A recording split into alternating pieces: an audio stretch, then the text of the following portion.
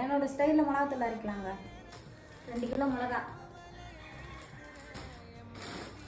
3 kilo தனியா, 1/4 kilo கடலைப்பருப்பு, 1/4 kilo துவரம்பருப்பு, 50 மிளகு, 50 சீரகம், 50 மஞ்சள், கறிவேப்பிலை தேவையானது நம்ம எவ்வளோ நம்ம இஷ்டமாக போட்டுக்கலாம். அலசி நல்லா காய வச்சு வெயிலில் போடணும். கடலைப்பருப்பு, துவரம்பருப்பு, மிளகு, சீரகம், வெந்தயம், கடுகு, அன்னாச்சிப்பூ, 4 ஏலக்காய், மஞ்சள், சோம்பு, பட்டை, லவங்கம், இலை, பிரிஞ்ச இலை எல்லாம் போட்டு புழுங்கல் அரிசி கொஞ்சோண்டு போட்டு எல்லாம் வறுத்து எடுத்துக்கணுங்க. எடுத்துக்கிட்டு மிஷினில் போட்டு மிளகா, தனியா எல்லாம் போட்டு அரைச்சி எடுத்துன்னு வந்துட்டோம். மொத்தம் 5 கிலோங்க. இது குடும்ப மிளகாத்தூளுங்க.